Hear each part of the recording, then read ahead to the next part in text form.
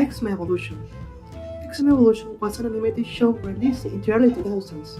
After the release of the first film, the show narrates the story of the Xavier Mansion students, a group of mutant kids with special abilities that are hiding from the world for fear of being persecuted. The show was a departure from both the movies and the original cartoon show in the 90's. Which was better? Well, yes, the original cartoon was pretty great, but that's not a reason to ignore other things. Evolution tried something new. Instead of all the X-Men being adults, the show makes them teenagers, attending normal schools beside living in the short mansion. And thanks to the mutant still being unknown to the public, we see a lot of interesting interactions. That's stupid. Why I would want to watch Cyclops deal with his acne? Wear my colorful suits. Just look at the Scarlet Witch. What is that? Why is Gambit married with Magneto? What the what is this? Can you calm down? Yes, this version has some unique 2000ness, but that doesn't make it bad. In fact, in some occasions, the changes from the original make a pretty curious version. For example, the character of Rose, if in the original version she was a southern girl, now she is a southern gothic girl. This is brilliant, but I like this. We also have Kitty Pryde being adapted into adaptation for the first time in Then it's all been real. Of course it's all been real. Get with it. The X-Men don't have room for whiny brats. Holy Jesus. What is that? What the is that? like I said, being adapted for the first time in animation. And to entertain you on your comparison, Roche in this version gets explored a lot, taking almost the role of the main character, without suffering ridiculous degrees of sexualization like the classic series. Oh, Fredma.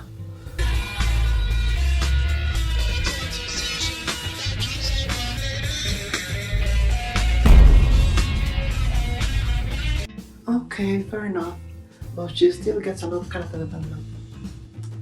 Also, we have a new character created only for the show as a Spike. A character that doesn't do anything. Well, in that I have somewhat agree, but if that character wasn't given much to, another character that was shafted in the movies and in the whole series gets some welcome attention and character development, Which one? like Cyclops. This character is one of the most poorly treated characters in a lot of X-Men adaptation and media. Being left behind while being one of the most, if not the most badass X-Men in the comics. And he, being in the spotlight in this series, creates a nice change of pace. His character grows across the series, learning to be a leader and becoming an adult and an X-Men capable of leading the whole team without Charles or Wolverine. Boring. Where is Wolverine? Even if Wolverine takes a backseat from Cyclops, that doesn't mean he doesn't get the stuff to do. In fact, he has a lot of awesome episodes battling besides Captain America, or even introducing for the first time ever X-23, a similar situation like Harley Quinn in Batman the Animated Series. I see. But it's a deep in comparison with the original show.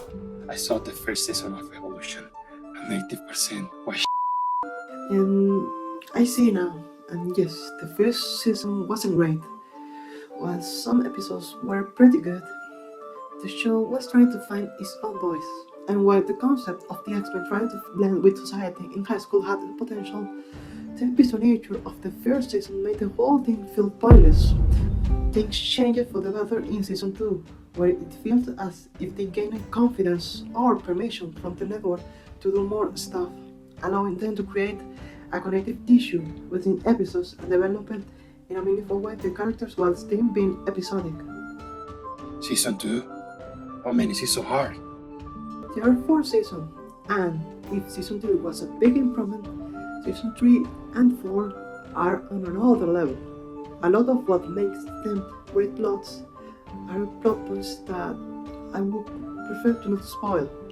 If you're interested in watching this series, I can only say that those seasons makes X-Men Evolution truly feel like an X-Men show, and that if you are not a fan of some things for the first 2 seasons, just give it a chance on the season 3. I'm sure you're going to love it. This right here is my favorite thing ever in the history of forever. I think about this every day. I think about this all night long. I stay awake, not sleeping, because I'm thinking about this. Across all the seasons of the show explored themes of the value in found family, the importance of standing your ground against discrimination with not losing your morality, or It's not even close to the original, which is a masterpiece with profound and complex plots. yes, you're right. How could we forget episodes like the one with the random space merchant Lizardman? Or the one where one guy takes Juggernaut's magical powers to impress girls? Look, we should stop comparing things.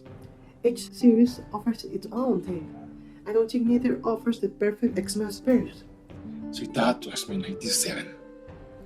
Well, yes, X-Men 97 was pretty great, but the point is that each of them should give us something new ways to experience things, and at the core of everything, that is why we love seeing different versions of characters and stories, because we are all different, and we like different things, or see different things in our stories, and when we share different visions, we make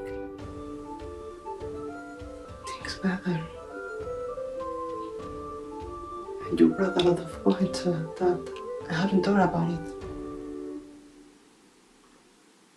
So, Yes, I'm bored. Can we conclude this? okay. X-Men Evolution is a good show, with interesting characters and concept. It's not a masterpiece, nor it's revolutionary, but it's a fascinating series that captured the 2000 vibe in a good way. And if you're looking to watch some X-Men, give it a watch. Just keep in mind that season 1 is not that good, and that things get better as it goes on. For you comfort, you can skip certain episodes. Wait, where did you get that list? I took it from your notes. You can tell people to skip episodes? I don't give a Okay, let's wrap this up. I'm Amanda, Yo soy Jackie. and this was Fue Amanda Reviews. critique. Así.